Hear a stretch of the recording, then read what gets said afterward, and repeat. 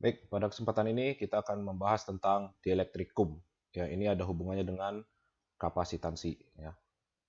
Kapasitansi atau kapasitor. Pada bahan dielektrik, ya, tidak ada muatan bebas, namun terdapat dipol listrik yang tersusun secara acak, ya, seperti ini.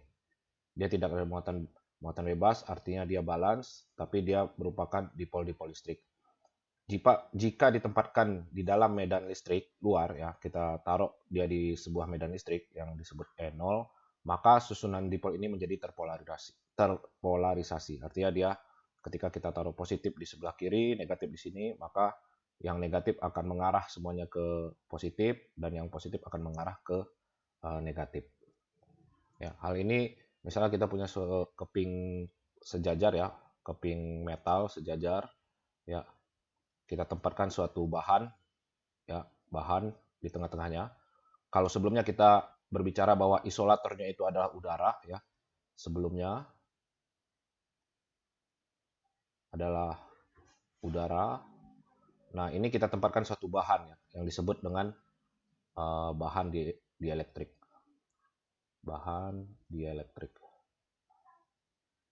Nah, ketika kita tempatkan seperti ini, maka dipol-dipol pada bahan dielektrik akan tersusun seperti ini, ya. Dia akan yang muatan negatifnya akan tertarik ke sisi positif dan muatan positifnya akan tertarik ke mengarah ke sisi negatif.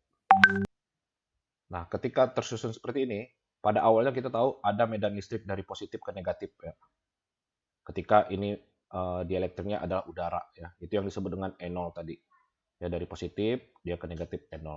Namun ketika terjadi polarisasi seperti ini, maka itu bisa kita anggap di sisi sini, ya. Ini positif, positif, ya, di sisi sini, ya. Ini akan menjadi bermuatan positif.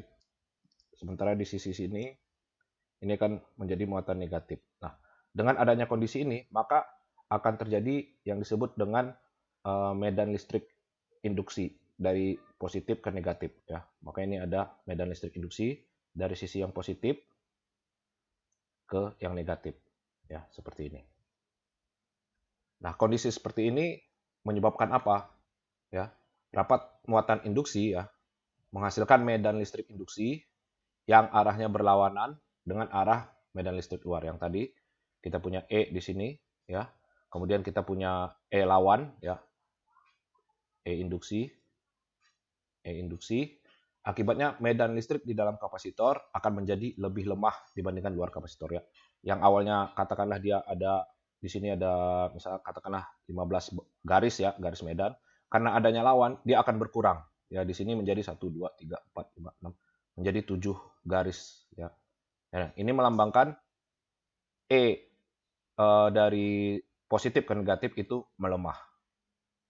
Nah, muatan eh, medan listrik luar, ya, antar plat dari positif ke negatif itu menjadi lemah. Melemahnya medan listrik total, ya, menyebabkan peningkatan kapasitansi. Jadi nilai C-nya itu akan meningkat. Ya, medan listrik tanpa dielektrik kita sebut E0, sedangkan dengan dielektrik kita sebut E, ya, ED di sini, ya, ED. Ya, ini penjelasannya secara matematis, tapi kalau kita jelaskan secara konseptual akan seperti ini. Ketika tidak ada bahan dielektrik, maka anggap kita ini hubungkan dengan sumber, ya, sumber tegangan, maka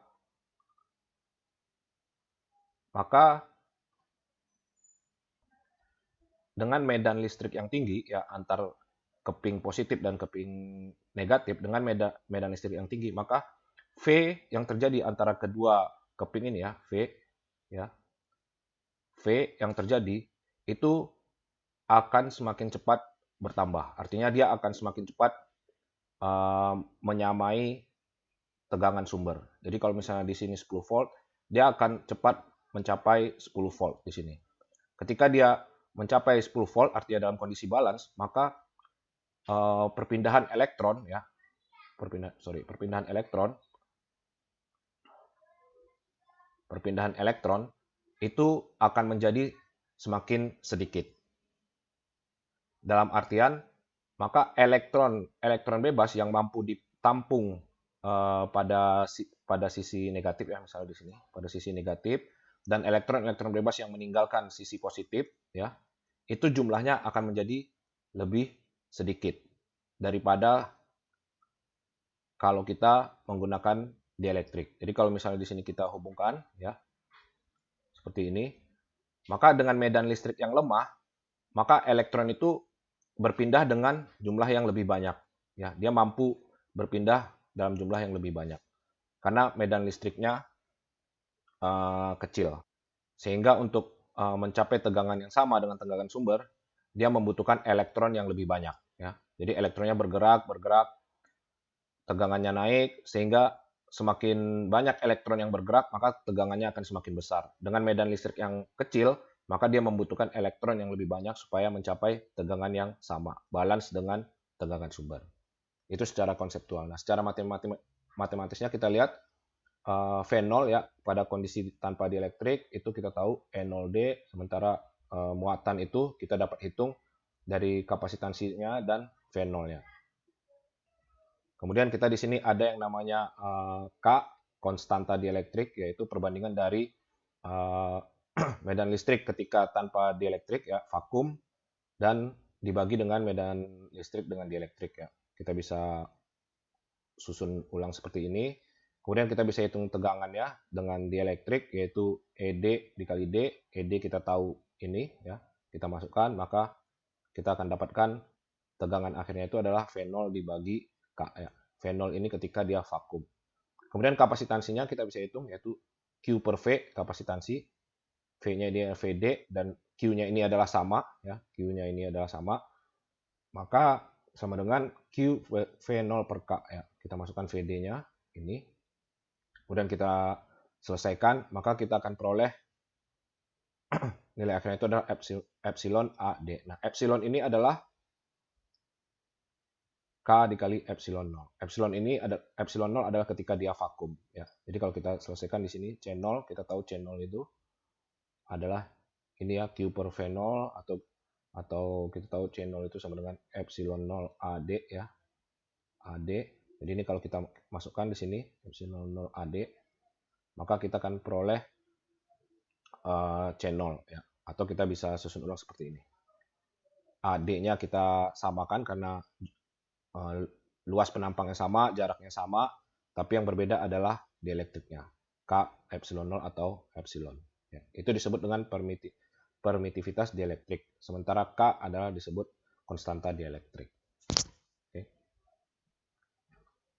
Kapasitansi dengan menggunakan bahan dielektrik menjadi lebih besar dibandingkan kapasitansi dengan vakum. Jadi dengan bahan dielektrik itu dia akan lebih besar dari C0. Jadi vakum itu K-nya sekian. Kalau kita tambahkan bahan dielektrik, nilainya K itu akan lebih besar. Ya, kita tahu E itu ya dielektrik itu dia lebih besar dari vakum ya. Kita lihat, karena ini sama dengan K epsilon 0 ya. Nilai K itu dia lebih besar untuk bahan selain vakum. Kalau bahan vakum dia nilainya 1.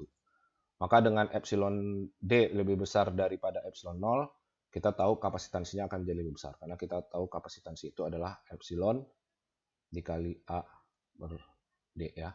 Ini ya tetap, ini ya berubah, maka semakin besar nilai epsilonnya, maka dia akan semakin besar. Sehingga jika kita beri tegangan yang sama, ya kita tahu Q sama dengan CV ya. Jika kita beri tegangan yang sama, V, maka kita dapat menghitung Q-nya itu ya. Kalau kita ya untuk QD itu akan sama dengan CD V, sementara untuk Q0 itu akan sama dengan C0 V ya. Di sini kita beri tegangan yang sama, maka dia akan sebanding dengan muatan pada kapasitor dengan dielektrik itu akan sebanding dengan kapasitansi ketika dia memiliki dielektrik ya. Jadi kalau misal ini harusnya lebih besar. Oke. Jadi akan lebih besar dari Q0. Jika diberi muatan yang sama, maka itu akan sebaliknya. Kita bisa mencari VD itu adalah Q dibagi CD ya. Ini V0 sama dengan Q dibagi C0 ya. Kita tahu muatannya sama, Maka ketika kapasitansinya lebih besar, maka VD ini nilainya akan lebih kecil ya daripada V0. Kemudian ini dielektrik disusun seri ya. Ada dua plat ya, dua plat seperti ini.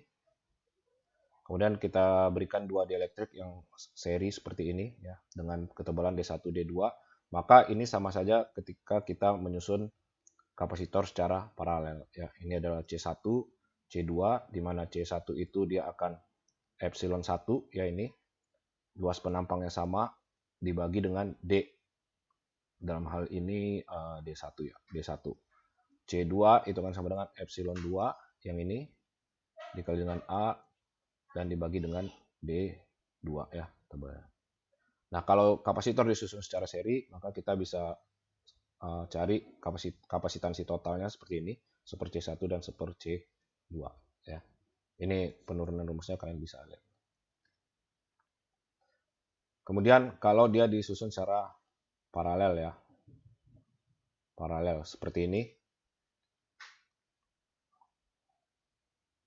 Ya, jadi dengan luas penampang yang berbeda ya, dengan tinggi yang berbeda dan dielektrik yang berbeda, maka kita dapat cari kapasitansi totalnya itu dengan rumus ini. Kapasitansi total yaitu epsilon 1 H1 per H ya, ini H ya. Jadi perbandingan dari dia tinggi dia terhadap tinggi total, kemudian dikalikan dengan luas penampangnya, ditambah dengan epsilon 2 perbandingan tingginya dikalikan dengan luas penampang dan dibagi dengan D. D itu adalah ini ya. Jadi kita bisa cari ya, ini straightforward, kalian akan diinfokan mengenai dielektriknya berapa ya, konstantanya, kemudian D-nya berapa, A-nya berapa, H-nya berapa, sehingga kalian bisa cari kapasitansi totalnya. Ini ada sebuah soal kapasitor dengan jarak antar plat D ya. Ya, D terbuat dari dua plat konduktor dengan rapat muatan S ya. Plat logam dengan ketebalan L lebih kecil dari D ya. Ini katakanlah kita taruh plat logam ya. Disisipkan di antara plat. Setelah pengisian plat logam tersebut ya, setelah kita taruh ini, maka beda potensial antar plat kapasitor akan ya, coba kalian analisis, kalian bisa pause, nanti kita jawab. Oke, kita perhatikan pertama di sini rapat muatan S, artinya dia punya key ya, key-nya sama ya sebelum dan sesudahnya. Jadi kita bisa hitung C ketika dia kosong ya, itu adalah epsilon 0 AD ya, A per D atau C0. Kemudian ketika C1 itu adalah epsilon A per D ya. Dimana ketika kita tambahkan nilai C1 itu akan lebih besar daripada C0 ya, C0-nya dia. Nah, dengan key yang sama, maka beda potensial kita dapat cari V sama dengan Q per C ya, Q per C0 ya. Kemudian di sini V1 sama dengan Q per C1 ya. Dengan nilai Q yang sama ya dan C1 yang lebih besar, maka nilai V-nya akan dengan C1 yang lebih besar, maka nilai V-nya akan berkurang ya. Maka beda potensial antar plat kapasitor akan berkurang. Ya, ini sama ketika kita sisipkan ya. Medan itu akan melemah ya, melemah. Dengan melemahnya medan berarti dia ini sebanding dengan beda potensial. Ya, sekeping dielektrik disisipkan di antara plat sebuah konduktor ya seperti ini. Jika pada awalnya sudah bermuatan, artinya dia sudah ada muatan ya, Q di sini ya bukan S. Jika dielektrik tersebut dikeluarkan, bagaimana energi elektrostatiknya sekarang? Ya, silakan kalian coba analisis, kalian bisa pause. Baik, kita tahu rumus energi potensial ya, energi elektrostatik itu ini ya. Energi elektrostatik ya. Di sini kita lihat bahwa sudah bermuatan, artinya Q-nya itu juga sama ya, sama. Yang berbeda nanti hanya C-nya. Jadi kita lihat U itu untuk rumus Q dan C ya, rumus yang ini. Itu adalah setengah Q kuadrat per C ya. Ketika dia U0 maka dia akan C0. Kemudian ketika dia pada awalnya, oke, ini U1 ya, U1, C1, kemudian ketika U0, jika dieelektrik tersebut dikeluarkan, setengah Q kuadrat per C0 ya. Dengan Q yang sama ya, kita nggak perlu lihat Q-nya. Yang awalnya dia C1, kita tahu C1 itu dia akan lebih besar dari C0. Yang awalnya C-nya besar, kemudian setelah dikeluarkan C-nya menjadi lebih kecil, maka U0 ya, ketika di sini U-nya itu akan lebih besar, sementara U0 itu akan menjadi lebih kecil. Sorry, di sini C-nya yang lebih kecil ya. C-nya menjadi lebih kecil, di sini C-nya besar, C-nya menjadi lebih kecil, maka U-nya itu dia berbanding terbalik, maka U0-nya itu akan lebih besar daripada U1. Ya, berbanding terbalik dengan ini.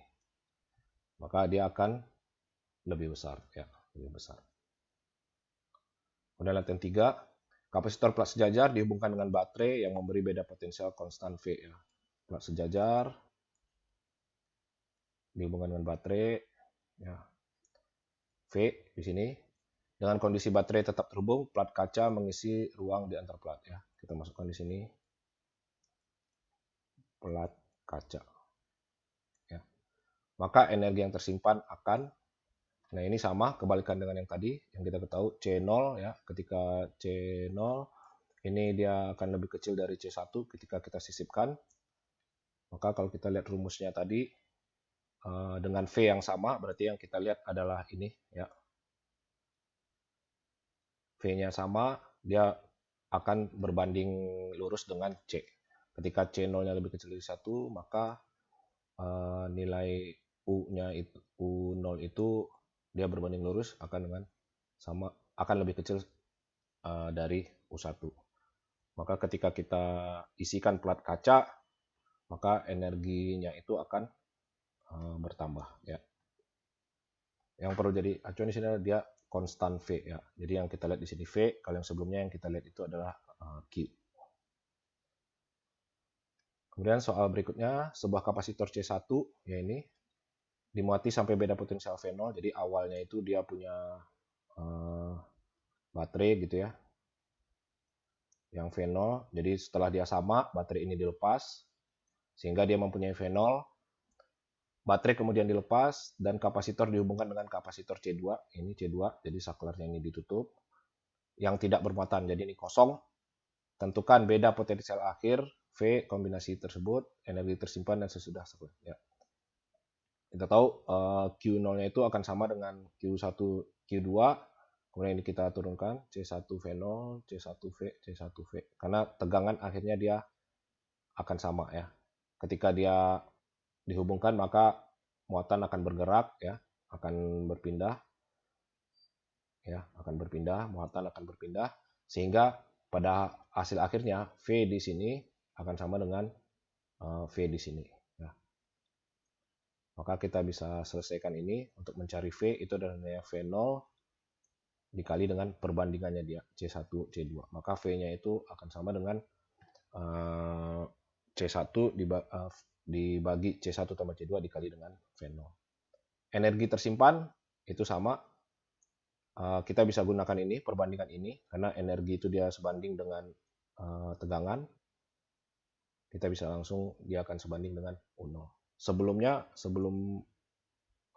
saklar dihubungkan, energi yang tersimpan adalah ini. Ya. Kemudian sebuah kapasitor keping sejajar mempunyai luas A dan jarak pisah kedua plat D. Sebuah baterai memuati kapasitor hingga posisinya, baterai dilepas dan sebuah lempeng dieletrik tebalnya disisipkan di antara keping. Hitung energi tersimpan. Ya ini lebih kurang sama, hanya kita berbicara tentang energi ya di sini. Kita lihat baterai dilepas, sebuah lempeng disisipkan. Berarti C0 awalnya C0, kemudian ini dia akan lebih kecil dari C1. Kemudian hubungannya terhadap U itu seperti apa? Karena U itu dia sebuah kapasitor plat D sebuah hingga beda potensial 0, baterai dilepas. Artinya di sini ketika V-nya konstan ya, konstan. Ya. Konstan. Oh, sorry. Ini yang konstan adalah Q ya. Q konstan. Karena apa? Karena ada baterai dilepas. Jadi ceritanya itu kita punya plat ya. Ya, ini baterai, plat. Nah, ketika kita berikan V0, maka di sini akan menjadi Q sama dengan C V0 ya, V0. Nah, kalau misalnya baterai ini tetap terhubung, berarti kita menjaga V-nya tetap konstan, dia tetap V0. Tapi ketika baterai itu dilepas, ya, katakanlah dilepas gitu ya, maka di sini V-nya akan berubah, tapi Q-nya akan sama. Ketika kita masukkan plat, sebuah lempeng dielektrik ya, maka Q-nya sama dan V-nya tidak lagi sama. Maka kita bisa hitung energi potensialnya ketika Q konstan itu U adalah setengah Q kuadrat per C ya, Q kuadrat per C. Nah, di sini C-nya menjadi lebih besar, maka U-nya itu akan menjadi lebih kecil karena C-nya berbanding terbalik ya. Di sini Q-nya yang konstan ya, yang kita cari U. Oke. Rumusnya seperti apa? Seperti ini. Kita cari dulu C dielektriknya atau C1 sama dengan ini. V-nya berapa, kemudian kita turunkan, maka kita bisa cari dia akan berbanding terbalik dengan konstanta dielektriknya. Oke, sekian untuk materi dielektrikum. Ya, lebih kurang poinnya itu adalah yang pertama itu adalah Q ya, mencari C ya. C ketika dia memiliki dielektrik yaitu K epsilon 0 dikali A per D ya. Ini yang pertama. Kalian harus tahu bahwa dia bukan lagi epsilon 0. Kemudian yang kedua adalah dielektrik seri dan paralel ya, paralel. Kemudian yang ketiga itu adalah mencari Q, V dan energi ketika penambahan atau pengeluaran ya, dikeluarkan ya pengurangan dielektrik ya, dielektrik. Jadi yang seperti ini kita tambahkan atau kita keluarkan ya, kurangi ya, kurangi. Jadi kira-kira sub pokok bahasanya ada ini. Jadi kalian bisa pelajari. Oke, cukup sekian untuk materi dielektrikum. Akan kita lanjutkan pada materi selanjutnya minggu depan.